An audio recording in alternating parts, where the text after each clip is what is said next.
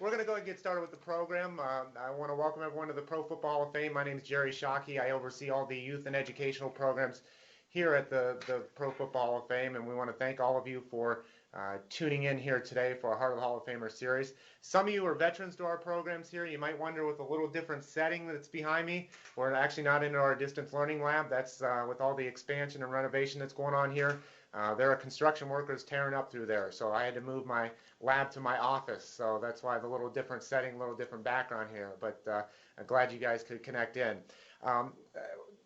Those of you that are new, because we do have some new schools, you know, the real idea and the premise behind this program is really to convey what it took, you know, really beyond the athletic ability for these guys to make it into the Pro Football Hall of Fame.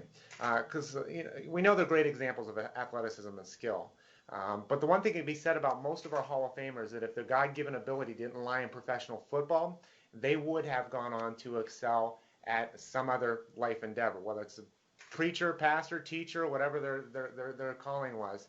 And many of whom that we can say have excelled beyond the gridiron. And Mr. Thomas is an example of one, and we'll read a little bit about his background here in just a moment, but he's an example of someone who's achieved not only greatness on the field, but as much, if not more, off the field.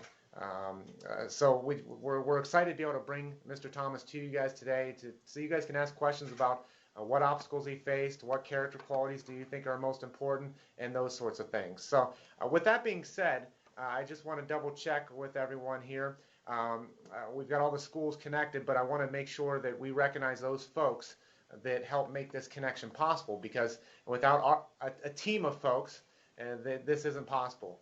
And first and foremost, we have to thank our friends at the Western New York Regional Information Center. Carmelita Seitz there, who some of you saw that looked really relaxed on the couch. She's the one controlling a lot of the schools, and she's the one that helped set this up, allowing Mr. Thomas to come into their regional offices there and be hosted there. So thank you, Carmelita, for all your help. We also have to thank the administration at WNYRIC, as we'll abbreviate it a little bit. Thank you, Mr. Ogilvie, for opening your doors there with Mr. Thomas. Well, we greatly appreciate it. Without you guys, this wouldn't have been possible here today. We have to thank our friends, as always, at ETech Ohio through our State Department of Education. They are the ones outside of WNYRIC. They are the ones that are bridging all the other sites together and bridging this call together to make sure we can all connect and run seamlessly. So thank you, Josh and Mark and Paul and all those folks there for making this connection possible. We definitely have to thank our teachers that are connected here today, because you know, you guys have to make the planning. It's not just simply just showing up and flipping a camera on. You guys have to make planning, and you guys have done the pre-work with your students. So we're really excited to bring this to you. So we want to thank the teachers, and last but definitely not least, we need to thank the students, because you guys are the real stars of the show. So you guys are going to be the ones driving the program. We'll ask Mr. Thomas for his opening remarks at the beginning, but the rest of the program is going to feed off a Q&A from you guys. So we're really excited to be able to do that. Well, what we're going to do is we're going to give a chance for every school. In just a second, I'm going to call upon you, and you're going to unmute your microphone and give a little shout out for your school. And so I'll give a second delay, because teachers, make sure to close the door on your classrooms. If you don't have a classroom door, I'm sorry for letting your students yell down the hallway in your classrooms, but what we're going to do is recognize schools. So not only Mr. Thomas can see who is connected here today, but also all the other schools can see who's connected, because we've got, we're pretty dominated by New York schools, but we got Ohio school connected in here as well. Let's first and foremost, let's start with, we'll go to North Tonawanda. If you guys want to say hello, go ahead, give a shout out.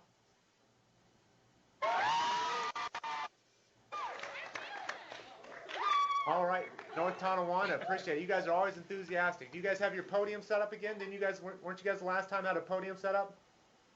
Not today. Not today. For the Bruce Smith program? No, not today? Yeah, okay. Okay, all right. Well, thank you, North Tonawanda. We appreciate you guys for doing that, for connecting in here today. Let's go to Elmira, New York, Southside High School. You want to give a shout out?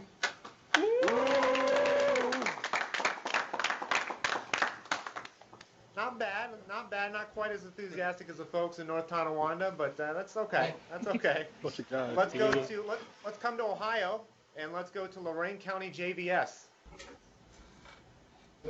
Yeah! you folks in Lorain County JVS. That's pretty good, pretty good. And last but definitely not least, well, let's go to Cheektowaga. Warrior!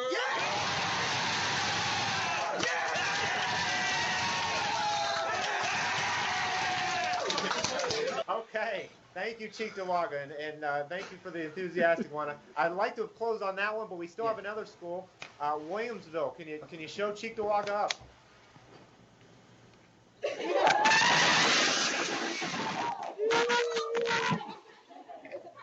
I think you guys just blew the out of my TV. So thank you, Williamsville, and we want to thank all the schools for tuning in here today. I would like to remind all the schools, I think you guys are all pretty VC savvy, so you're already on top of it, but I'll remind all the schools to make sure to keep your microphones muted throughout the program so we can eliminate any distractions. And even when we call upon you to ask your question, even immediately after you ask your question, if you can mute your microphone right afterwards, so again, we can eliminate any of those distractions. So with that being said, I'd like to get to the introduction of our featured speaker here today, and that's Pro Football Hall of Famer Thurman Thomas. Now, let me give you a little background about him, and we'll break it off into two different elements, on the field and off the field. He was a Bills' second-round pick in the 1988 NFL Draft. He led the NFL in total yards from scrimmage, a record of 4 consecutive seasons. He is NFL's most valuable player in 1991. He rushed for 1,000 yards in 8 consecutive seasons. His career numbers include 12,074 rushing yards and 16,532 all-purpose yards. He was selected to 5 consecutive Pro Bowls. He was first or second team All-Pro 5 straight years. He was All-AFC from 1989 through 1993, and he was All-AFC second team in 1994. Now, that's a little bit about his on-the-field accomplishments, and obviously in 2007 he received the highest individual honor that a player can receive when he was enshrined into the Pro Football Hall of Fame. And I think his Bills teammates would say that was a year late. It should have been 2006, but we won't go into that. But anyhow, off the field, he's involved in a lot. But let's look at his background. He was born and raised in Missouri City, Texas. He now resides in Orchard Park, New York, with his wife, Patty, daughters, 22-year-old Olivia, 20-year-old Angel, 15-year-old Annika, and 10-year-old Thurman Lee III. He is currently the president and CEO of Legends Energy Group. I know he's got some fellow teammates like Bruce Smith that are involved with that as well. He is an ambassador to the Buffalo Bills. He is also an ambassador, obviously, to the Pro Football Hall of Fame here in Canton, Ohio. But he's also involved with a lot of charitable organizations that he lends his time and efforts to. Hunter's Hope. If you get a chance to read, go to that website. I encourage you to do. It deals with Hall of Famer Jim Kelly's son. Make-A-Wish, as many of you are familiar with. Big Brothers Big Sisters, and again, all of which he gives a good amount of his time to. He's also the board member of the Johnny B. Wiley Center and the Madeline Pickens Save the Mustang Foundation. Now, before we ask Mr. Thomas for his opening remarks, what I would like to do is show you guys a little clip of his on the field. Thurman Thomas was the 8th running back taken in the 1988 NFL Draft. When he retired in 1999, he was the NFL's 9th all-time leading rusher. In 1991, after gaining over 2,000 yards from scrimmage, Thurman was named the NFL's MVP. He dominated again in 1992, leading the NFL in yards from scrimmage for an unprecedented 4th consecutive year. The 5-time Pro Bowl selection finished his stellar 13-year career with 88 total touchdowns and was elected to the Pro Football Hall of Fame in 2007.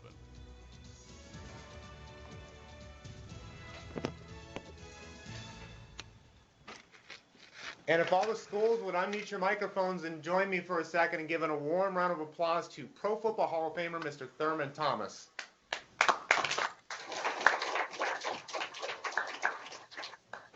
Thank you. Mr. Thomas, the microphone is yours for your opening remarks. Okay, thank you so much. First of all, I'd like to thank the Pro Football Hall of Fame for putting on this outstanding program that they've had going now for a while, and it really gives an opportunity for the Pro Football Hall of Famers to tell their story of how they became successful, not only on the field but also off the field. And with me, It started at a young age, and I had a single mom at home, so I was raised pretty quickly. And the one thing that my mom always told me was that always believe in yourself. Always believe in yourself, and I've carried that throughout my entire life, even when I was playing with the Buffalo Bills. And I just believe that if you believe in yourself and you have that opportunity to shine, have that opportunity to do something great, not only for yourself, but for other people. And so I'm really excited about this program, and really look forward to answering a lot of you guys' questions, because I can sit up here and talk for 30 minutes or what have you, but I want to hear from the fan. I want to hear from the kids and their story and their questions, so I will be able to answer it and hopefully get through everything that we possibly could today. Okay, and thank you, Mr. Thomas. And just to let the students that are tuning in here know, just how elite of an athlete you have that's connected here. Obviously, the folks in the Buffalo area know the name Thurman Thomas very well. But to give you an idea, there have been over 20,000 players that have played in the National Football League since it started here in Canton, Ohio, back in 1920.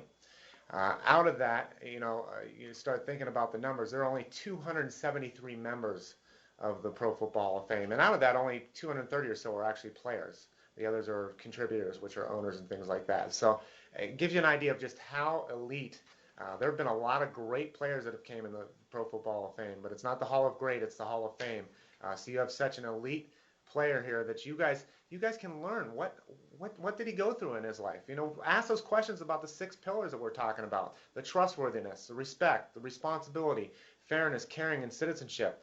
Because those are at the core of who Mr. Thomas is as well, on and off the field. And when we say off the field, that's not only consistent in his business work, with his family life, with his kids, with his church, with anything else that he's involved with. Those are at the core of who he is. So I advise you guys, I have my pen and paper. I love doing this program. I've done this about 35 times now, because I get to learn. Learning never stops. Learning never stops. There's things that I can apply to my life as well. So I will be a fan here as well, and taking notes and trying to take some things back that I can apply to my life that'll help me be a better employee of the Pro Football Hall of Fame, a better husband to my wife, a better father to my kids, and a better community member in my community. So I'm really looking forward to this. So with that being said, what we're going to do, we're going to work in the order. We're going to go from one question from each site, and we'll rotate through as many times as we possibly can. And we're going to go in the order of Williamsville, North Tonawanda, Southside, Lorain County, and Cheektowaga.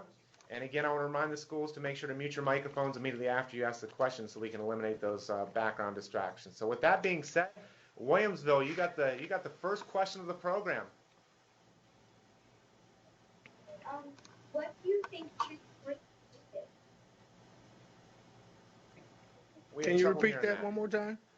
What do you think true sportsmanship is? I still couldn't hear. True sportsmanship is. True sportsmanship?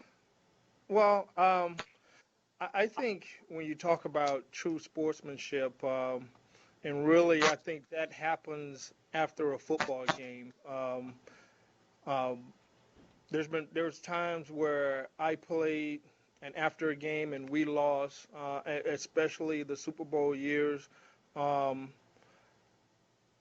greeting after the game is over, to show your respect for the other people to really sit down and after the game and really reflect on your season and how well you performed. As a professional athlete, I've never called out an individual player or individual team. I've always cared myself to where I cared about other people and what they did. And, just that meeting after the game, really, to everybody congratulate each other and on a good game, even though your feelings might be hurt, that you might not be where you want to be. You're trying to win a football game, but the true sportsmanship for me is that, respect your other people, respect your peers, and that's something that I've definitely done throughout my career. I've always respected, whether it was, the equipment guy, the the head coach or the guy that cleans the stadium after a football game, you know what? That to me shows the great sportsmanship, not only for the football player side of it, but also off the field also. And I can tell you guys, that's one of the things that the Bills organization, especially under Coach Marv Levy, he was in not too long ago for the same program, and they prided themselves on drafting guys of high character, as you see, like Thurman Thomas and Jim Kelly and Andre Reed and Bruce Smith, and we go on and on. Those are just the Hall of Famers. Well, not Andre yet, right, Thurman? Right. Not yet. Soon enough. So thank you, Williamsville. Great question to start off the program. If we can go to North Tonawanda next. Hi, Mr. Thomas. My name is Sean Olay, and my question is, when you teach football to kids, how do you help them understand the importance of good character on and off the field? What advice do you give younger athletes? Well, the advice that I give younger kids, when you start off playing football, and I got a late start. I didn't start playing football until the 8th grade. But now that, I have a son that he's playing now, he's playing in his 4th year. And the thing that I tell the kids when I'm out there, when my son asks me a question about, good character and good leadership and good quality skills, I have to talk about him because he's a kid who, he'll help guys up from the other team. And those are things that I tell him to do. You know what? Be a good sportsmanship. Even when times are tough, cheer your teammates on, and he does that. I think he's been playing football now for he just finished his 4th year, and every single year he has gotten like the good character or good sportsmanship award, and that's that's really special to me because the coaches are always telling me he's trying to help everybody. He's trying to do stuff to help his other teammates out, and even on the other teams, he's helping guys up and telling them good game and talking to them after the game. It's just something that I just like, oh my God, I can't believe my son is 10, and the things that I told him to be a good football player but a better person when you're out there on the football field, he's doing that. And I hear from a lot of the coaches and a lot of the other parents that your son is really taking on a leadership role, and that's why he's gotten this award for the last 4 years. So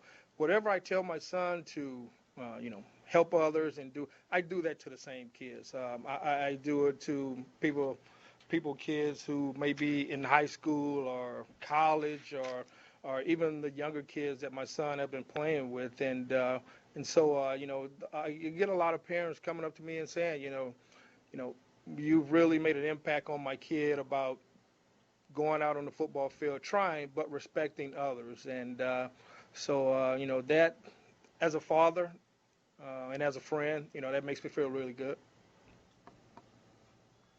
Thank you, North Tonawanda. Another great question. Let's go to Elmira, New York, Southside High School. Go with your first question. This is Elijah Lamb. What do you feel benefited you most out of practice to make you the Hall of Fame running back? What was that again? What did you feel benefited you the most out of practice to make you a Hall of Fame running back? I didn't get the first part. What affected you most from practice that made you a Hall of Fame running back? You know what? Whenever I was at practice, I practiced like it was a game. Not only did I know my assignment, I knew the offensive lineman assignment, I knew the wide receivers assignment. If you talk to Jim Kelly or talk to Marv Levy and those guys, I probably could have called the plays on our offense. I knew what everybody was doing on offense, and I wanted to learn more about defenses. That's why one of my best friend is probably Bruce Smith and Darryl Talley. I talked to those guys. I just wanted to try to get as much information as I possibly could while I'm out there on the football field, and that comes back to my mom. I think it all comes back to my mom. She said, the one thing about it is that you can't play sports if you don't get your schoolwork, and so I took that not only from the classroom but to the football field also, and I just wanted to know as much knowledge as I possibly could and work as hard as I possibly could every single day. And it goes along with what I was telling you about my son, helping others, trying to teach or trying to relay something to Jim Kelly or Andre Reed. I was just a tireless worker. I mean, I wanted to, Marv Levy always say, practice makes perfect. And I tried to practice perfect every single day so that it would carry on to the game. And sometimes it didn't work that way, but, I always felt like, this was my livelihood. This is what I chose to do, and I'm going to do it the best I possibly can. And so just having that knowledge on the field, and being a hard worker and seeing other guys work hard. You talked about character guys here for the Buffalo Bills. When you see those guys working hard, it makes you want to work extra hard. And so just my knowledge on the football field that really kept me focused. And like I say, with a lot of hard work, that's why I'm here right now wearing this jacket right now. Okay, thank you, South Side. And let's go to Ohio, just north of here in the Cleveland area. Let's go to Lorain County.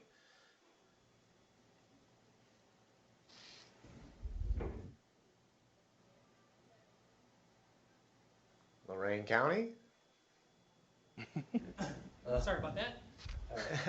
What are some examples of times that you've had to persevere through adversity?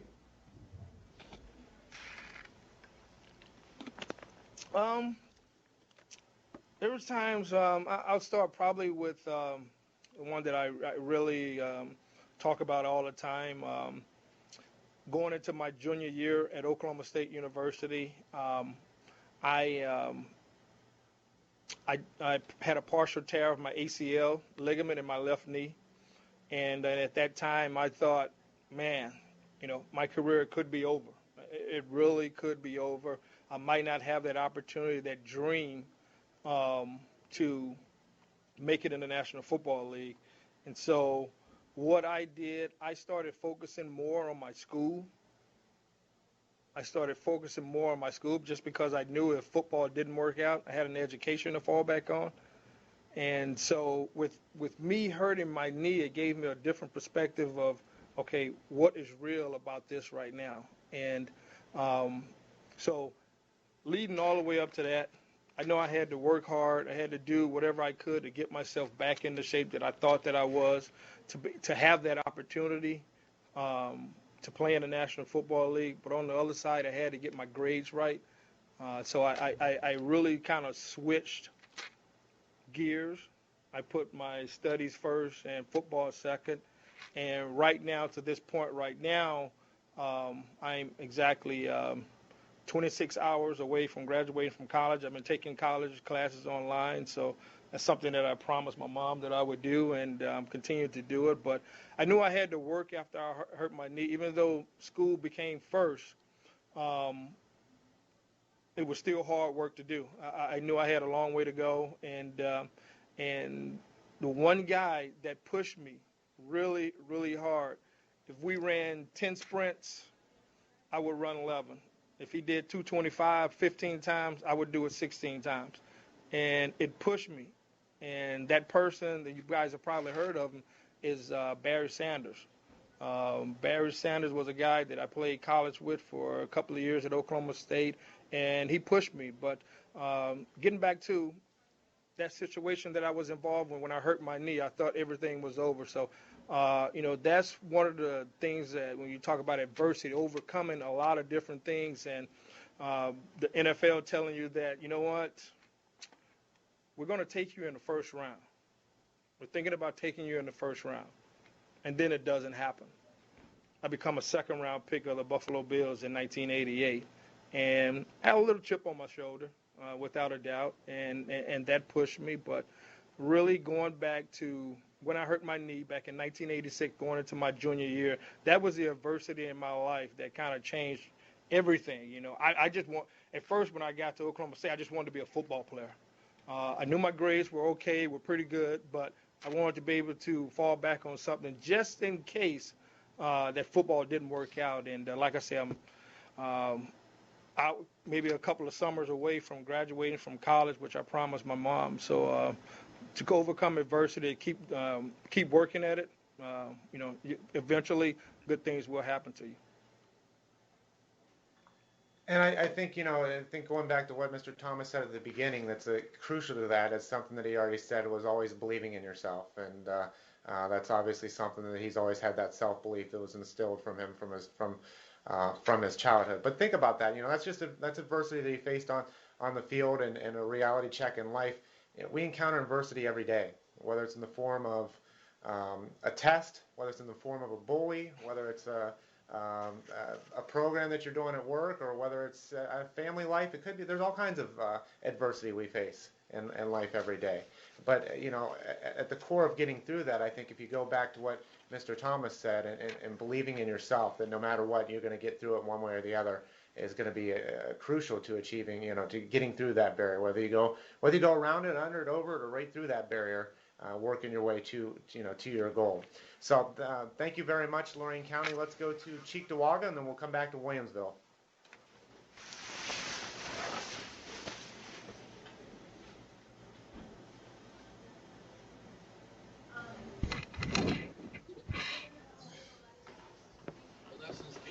Come on up here, Ron. I don't think they can hear you. Speak up, young man. Getting warm in here? Put yourself in the picture. Right there. Alright. What lessons can you translate from the football field to life? From football to life, transition from football to life. Well, you know what? I've continued to work hard as a parent. I know how difficult it was for my parents. Not difficult for them to raise me, but being an opportunity. I worked hard on the field, and I'm still working hard off the field. I'm married. I have been married for 17 years. My wife and I have been together for 25 years. I was a senior at Oklahoma State. She was a freshman at Oklahoma State. She was a walk-on golfer, and we've been together ever since. I got drafted by Buffalo, and she was from Buffalo, so it was faith that kept us together. So, but you know what? I work hard on the field when I play, but I also work hard off the field.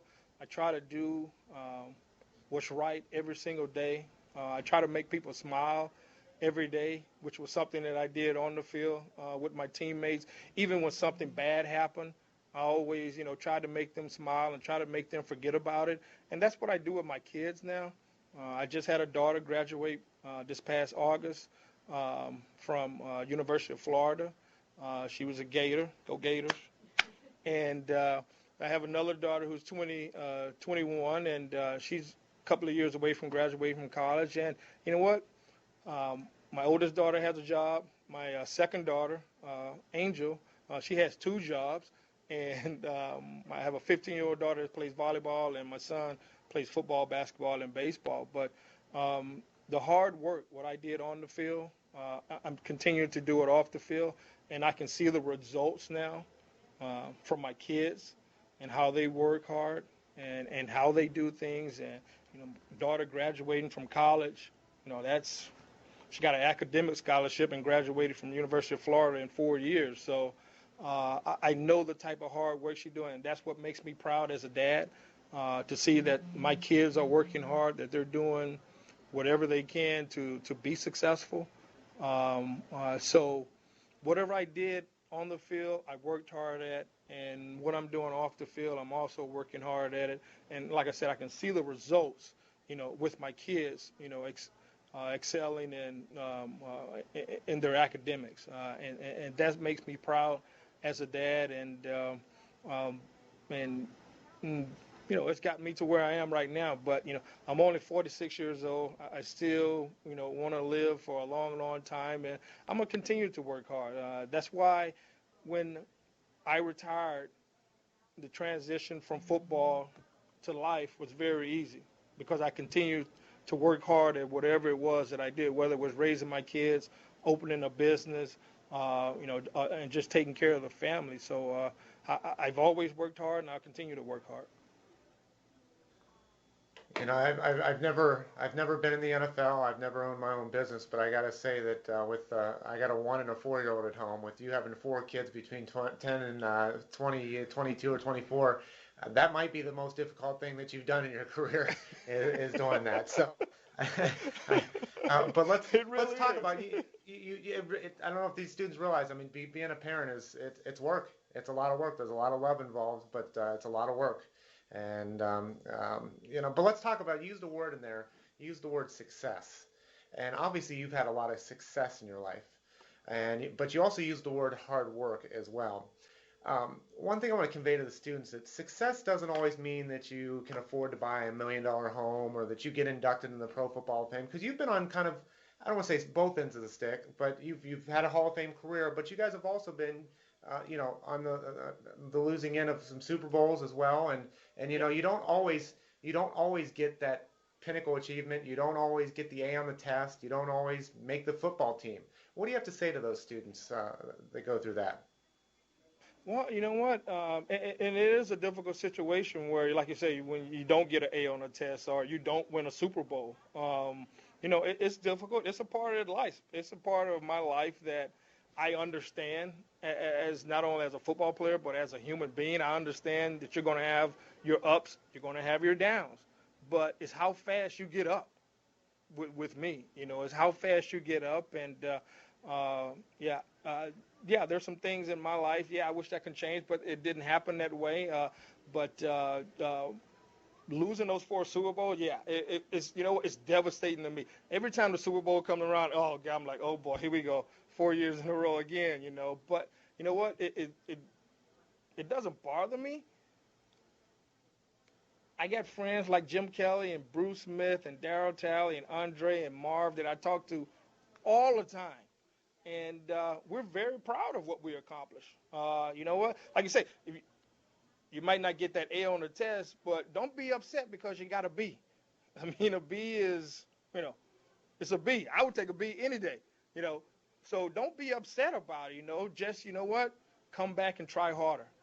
Come back and try harder. I think that's why we went to 4 Super Bowls in a row, because we wanted it so bad. It didn't happen, but we wanted it so bad. And it goes back to what I said earlier, believing in yourself, believing in others, doing whatever you possibly can to be successful, work hard. I mean, all those things come together. So, yes, it was tough, losing those 4 Super Bowls, but you know what? I think, and I've been telling people a lot, what I gained from that, it wasn't the Hall of Fame. Yeah, it was the Hall of Fame, but I've gained so much better, closer friends than I have. I have another extended family. The Hall of Fame was a family, but the guys that I went with through those 4 Super Bowl losses, we're closer than ever. We're closer than ever, and we continue to support each other in whatever we do. And I know Mr. Smith was asked the same question 2 weeks ago from the broadcast we did with him, and he's got a half full outlook. Some people half empty that you lost 4. The half full outlook is that you won 4 AFC championships and made it to 4 straight Super Bowls, which is unprecedented. And that again, he said get back up. They got back up each year. That's a sign of their character. That is a sign of who they are. And I encourage you students too. I can tell you right now, I, as an employer at the Pro Football Hall of Fame, I would rather hire a B student who busted his or her tail to get that B than maybe an A student that coasted through and never really challenged themselves. Because I know when things get tough here, that person's done work. They've put in work, and they know what it's like to scratch and claw to get that B.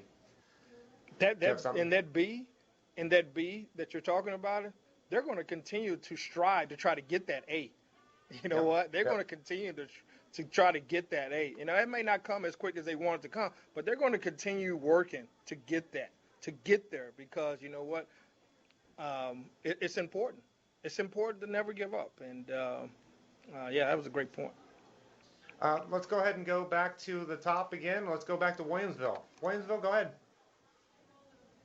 Show good character after a loss. What was How that? did you show good character after a loss? How hard is it? Um, it's pretty difficult. It's pretty difficult to show. But I think I think I said something earlier about it. Give the other person a great deal of credit. Yeah, it's tough. Yeah, you want to win, but sometimes it doesn't happen. And just give the other person a lot of credit. I know there's a lot of times where you see today where something might be said after a game or after a baseball game or after a football or hockey game or what have you. But you know what? Life is too short to be worried about little stuff like that because you lose a football game. Like I've been saying earlier, get back up, do what you have to do to try to make yourself better the following day.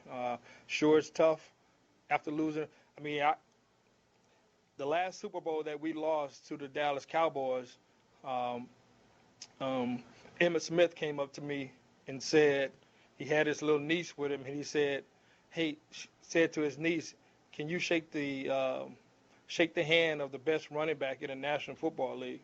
I mean, this was Emmitt Smith telling me this after a Super Bowl loss, and it was like, wow. Now that's character right there.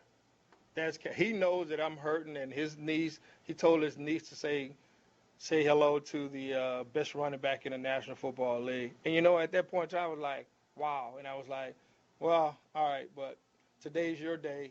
Enjoy it, appreciate it, and I'll see you in Pensacola, because during the off season I would go visit Emmett in Pensacola. So that's character right there. And I mean, that's for him to say something like that after a game. Wow. It was special to me. It's something I always remember.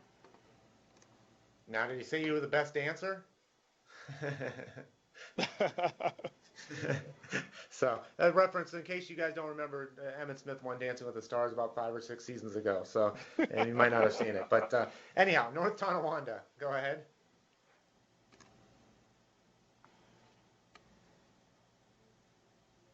Hello, Mr. Thomas. I'm Rachel Campo, and my question is, who's your favorite player in the NFL today, and what do you admire about them both on and off the field? Ooh, man, that's a tough one there. I like your sweater, by the way. Thank you. She know how to do it. She's been raised right. That's right.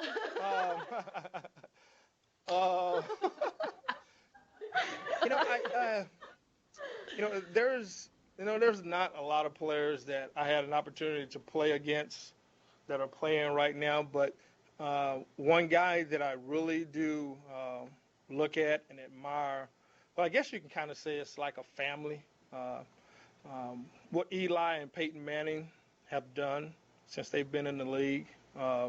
I think when you have a professional father like they did that played in the National Football League, Archie Manning, and having those two kids make it to the National Football League and really, not be that cocky football player or quarterback. I think, when you watch a guy like Peyton Manning, he's done all the right things. He's said all the right things. And now that Eli has won 2 Super Bowls with the New York Giants, you see him. He's doing Saturday Night Live. I think when I turn on the TV and I look for a player, definitely Peyton, not because, I think he's one of the greatest quarterbacks to ever play the game, but just about how he goes on the field. He takes control of the football field. He takes control as a quarterback, and so he's definitely somebody that I definitely look up to and definitely love to see play. And you don't hear a lot about it, but he does an extremely amount of charity work, and him and his wife do. So when like I said, I didn't play with a lot of players that I played with, but when I turn on that TV and look for somebody, I always look for Peyton Manning or Eli Manning. I just think that family has really done well for themselves, and they haven't been out in the newspapers or on TV, TMZ, or what all the stuff like that. They've really handled themselves very, very well, and I love to see guys do. I want to see all guys do well. Some guys don't. Some guys do get in trouble, but and that doesn't make them a bad person. But they just made a mistake, and hopefully they'll correct that. But Peyton Manning is probably the one player. If I'm going to watch another football game, because I only watch Buffalo Bills football. That's all I do. I don't watch anybody else. Just like I don't watch anybody if the Sabres aren't playing, I'm not watching. So, but if it's somebody like that, Peyton Manning is definitely somebody that I look up to. Great question. Let's go. And North Tonawanda, make sure next time you ask your question, I saw you have that Thurman Thomas sign on the table, but you got one behind it as well. We need to make sure we can see that next time. So let's go Southside High School. Hi, Mr. Smith. What do you consider the greatest run of your career? Mr. Smith. Time out. Mr. Smith. I mean, Mr. Thomas. Mr. Thomas, Come sir. on, man. I'm cuter than Bruce. Now, go ahead. What was your question? What do you consider the greatest run of your career? I don't know if I've had the greatest run of my career yet. I know you're talking about as far as football goes, but I still have a long way to go. I'm still looking for that greatest run of my career. Maybe it'll be all of my kids graduating from college. Maybe me seeing my son make it to the National Football League or Major League or something like that. So I'm not sure that run is over with yet. I think as a football player and as a former football player, you continue to strive for bigger and better things even after you've played, and that's what I've been doing. So, but to answer it on the football side of it, my greatest run, I really don't have any clue of what my greatest run is or anything of that nature besides me playing football on the football field. It's hard to say. I think the run so far from when I started playing college, when I started playing football back in the 8th grade until my last year in the National Football League, that was probably my greatest stretch of a run. But I'm looking for bigger and better things from here on out. Like I said, watching my kids grow, hopefully, my daughters maybe getting married, becoming a grandfather, things of that nature. Those are still things that I know that are in the future. And but just that run of 13 years playing in the National Football League was probably my greatest run. I thought that was a great response, Mr. Thomas. And to the young man that accidentally called him Mr. Smith, don't worry. 2 weeks ago, we had Bruce Smith and Emmett Smith do broadcast about 2 days apart, and I accidentally introduced Bruce Smith as Emmett Smith when I said his name. So I did that. I did that as well. So it happens to the best of us. Don't worry. Let's go ahead and let's go to Lorain County. Have you ever noticed yourself becoming prideful, and if so, what did you do to prevent it? You ever seen yourself becoming prideful, and what did you do to prevent it? I've never, to be honest with you, I never got to that point. I've always played on a level playing field. I never, and my wife and my mom, they tell me this a lot, is that, I don't give myself enough credit. That's just not me.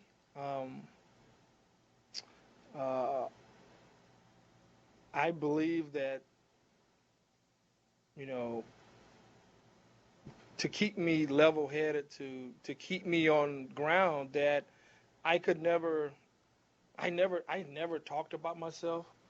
I never did any of that. And actually, I'm uncomfortable. If you ask some other players, I'm very uncomfortable when people start talking about me.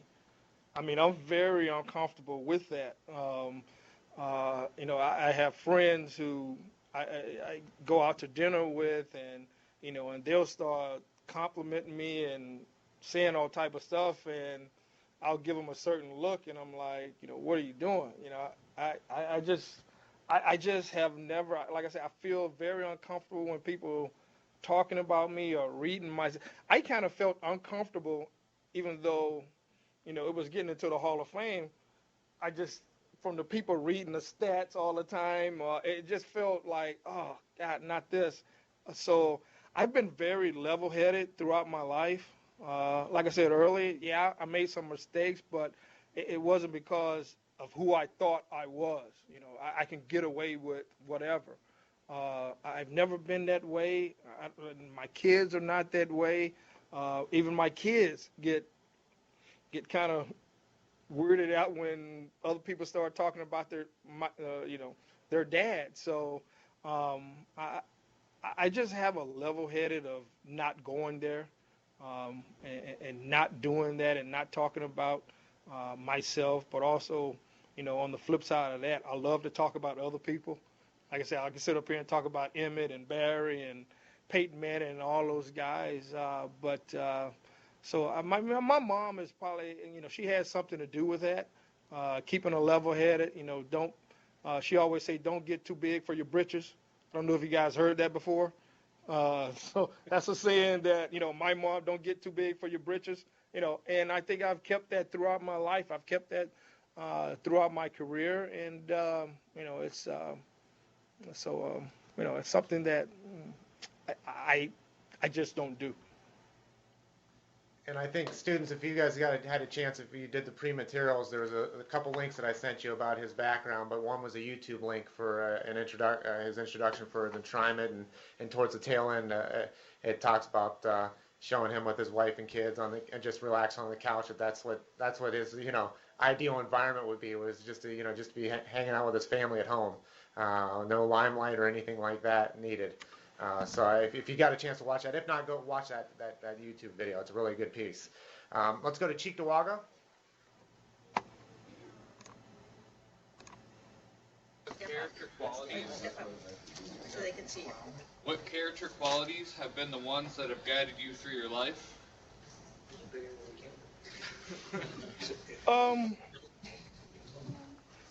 Yeah, there's a whole bunch of them. Like I said, being level-headed, being smart about things, respecting others.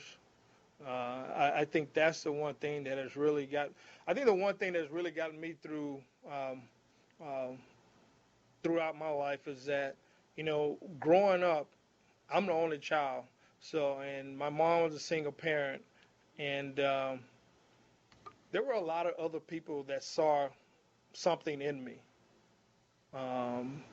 That I could possibly, maybe make it to the NFL, just be successful, and I think I've carried that all the way to this point, and will continue to carry it. Is that, what, everyone needs a little help, and I've had teachers and coaches, players that have helped me along the way in my journey through life, and I respect those people. I talk to those people all the time about that, and thanking me and helping me get to where I am right now, because I couldn't have done this by myself. So I've always respected others that, that did help me. And if somebody's going through a difficult time, that's what I'm supposed to do. I'm supposed to try to help as many people as I possibly can every single day. That's how I live I make sure I go to bed positive and wake up positive. And I try to, make other people smile every single day, because somebody might need some help. And like I said, I knew that I got a lot of help along the way with coaches and teachers and aunts and uncles and cousins. And so that's one of the things that makes me, I think, who I am today, because I love helping other people. And like I can't say enough about my wife and my kids, how we continue to do charity work around here in the city of Buffalo. We do a lot of stuff with Jim Kelly and his wife, Jill. So, helping others is one of the things that I think that has really gotten me to this point, and it will continue to help me throughout the rest of my life. And Mr. Thomas, maybe a tail on to the student's question. 1993, greatest comeback game of all time. I know you only played, half of it? Right. I guess going back to character and hard work, maybe if you can describe the feeling of that game at halftime and then at the end of the game to tail on to this kid's question. Yeah, we were down 35-3 at halftime, and I played a little bit, but I can remember Darryl Talley coming to the sideline and gathering everyone up and saying, it's 35-3. And he says to us, now we got them right where we want them. And I was like, are you kidding me? We're down 32 points, And I said, okay. Everybody said, okay, let's see what we can do. So as a team, we got together and we started our comeback. And I think if you watch the clips of not only the game, but watch the clips of players talking after the game, and it goes back to respect and, character of a football team coming back. We could have very easily said bad things about the Houston Oilers, them choking or anything like that. To show you the character of a football team, we spent a lot of time with the Houston Oilers players after the game because we knew at that time it was devastating. It was devastating to them. And I can remember talking to some players after the game, even after we went into the locker room and came back out, a couple of players went on the bus. Yeah, we were excited, but we weren't going to brag about it. And I think that's what goes back to when we first started this, talking about the characters that the Buffalo Bills have had in this organization. The respect character, the kindness, all those traits that you find in character guys came out that day. And it just shows you that, through hard work, keep working to try to fulfill your dream, that anything can happen. And then that day, it did happen.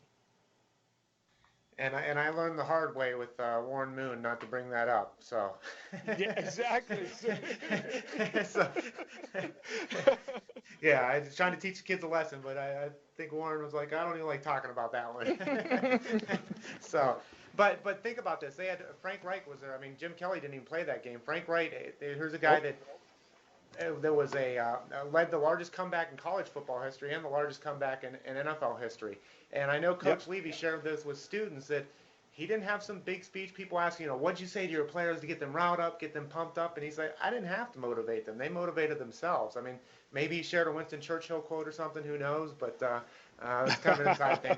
Mark likes to share a lot of Winston Churchill quotes. But that's exactly it. I mean, that was the sign of the type of character that they had on their team. Let's go back. We got about 6 minutes left. We'll get through a few more. Let's go back to Williamsville.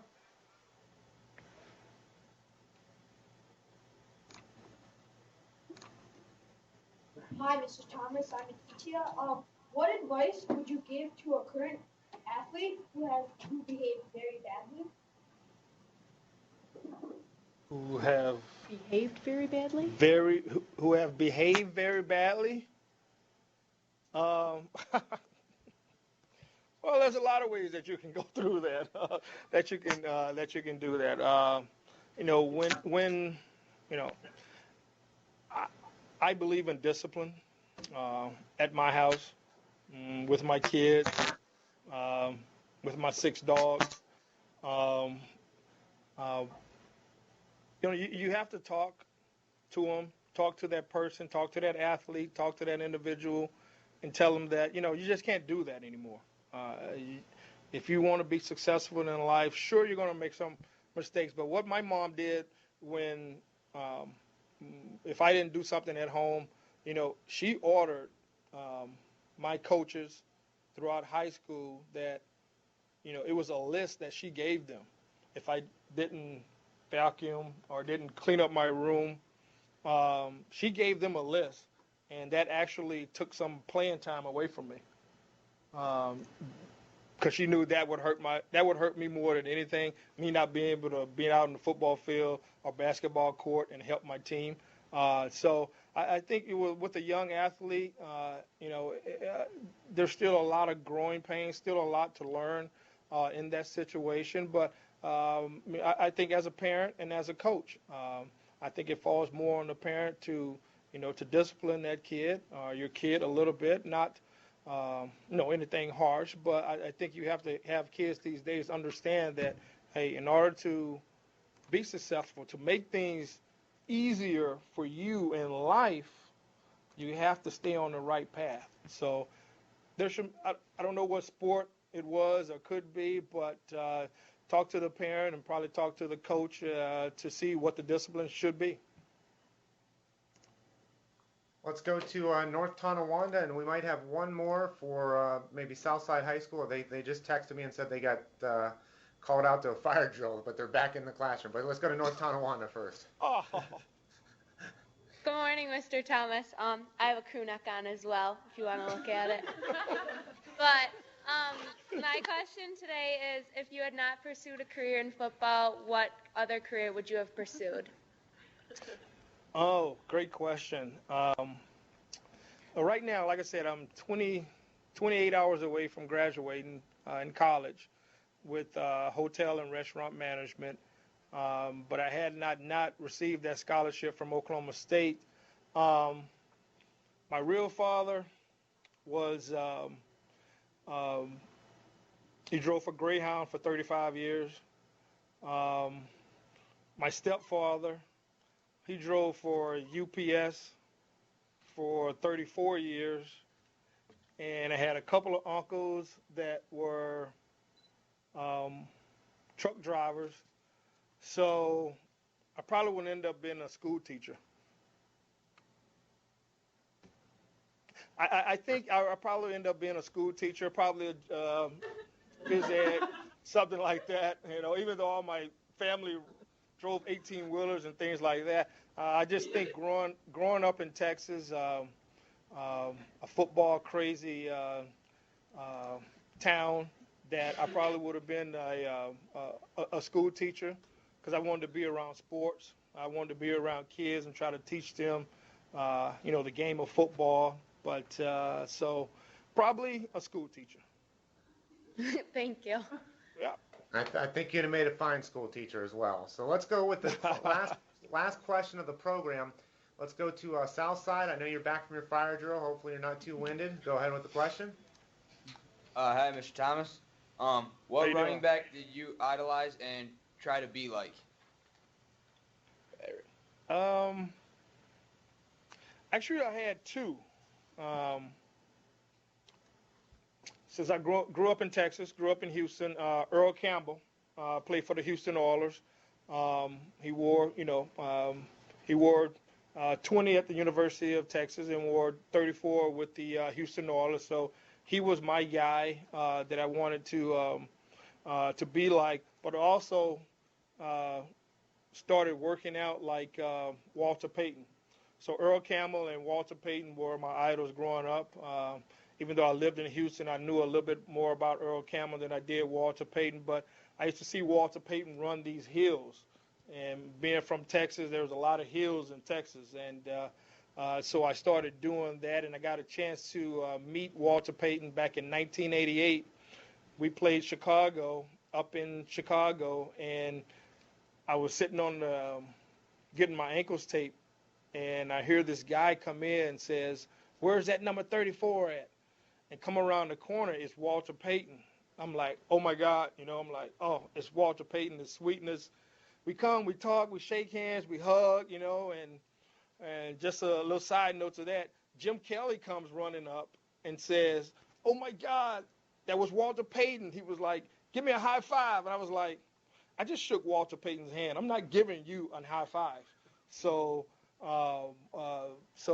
Earl Campbell and Walter Payton were the two guys that I idolized when I was growing up because they did a lot of stuff on the field. And like I said, being from Texas, I knew Earl Campbell's entire life, being from Tyler, Texas, call him the Tyler Rose. So I got the chance to meet him a lot of times. But Earl Campbell and Walter Payton, my two favorite running backs growing up.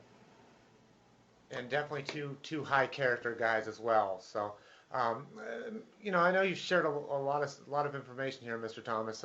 Just some notes that I always took from it. You know, always believe in yourself.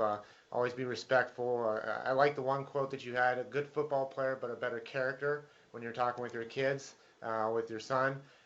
Is there anything maybe we didn't share, or anything you'd like to close out the program? You know, like I said, I'm a basic type of guy. You know, like I said, I can't stress, you know, so much, you know, how I try to continue to help people in a difficult time, but also help the people that not having a difficult time. So, I mean, it's one of those things where I learned at a young age to always respect others, always be a good character guy, which is all the guys that I've hung around. You know, one of my friends actually told me that years and years ago, coming up to junior high school, is that, you know what, you got good character. And I kind of carried that on, you know, not only through my parents and through my kids, but you know what, just keep believing in yourself, doing whatever you possibly can to be successful, hard work. Sure, there's going to be some ups and downs throughout your life. I know there's going to be some ups and downs in my life, but you know what, though? I'm going to continue to strive to get better, to be a better person, to make people smile, to try to do the right thing every single day. I think it just makes life a little bit easier when you can control the situation, whether it's a good situation or a bad situation.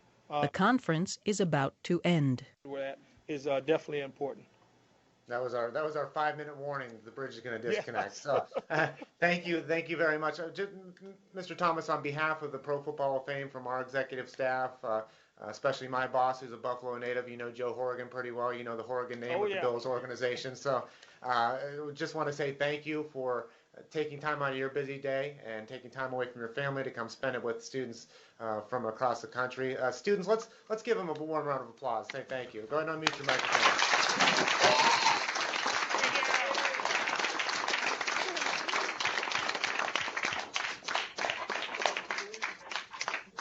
We need to say thank you again to the administration at Western New York, Rick there. Thank you very much, Mr. Oakley, for opening your doors to allow Mr. Thomas in. Thank you to Carmelita Sites there for making all the arrangements. Thanks to E-Tech. Thanks to all these schools. And most importantly, thank you to all you students. We hope to see you in Canton, Ohio someday. Take care. This concludes our program.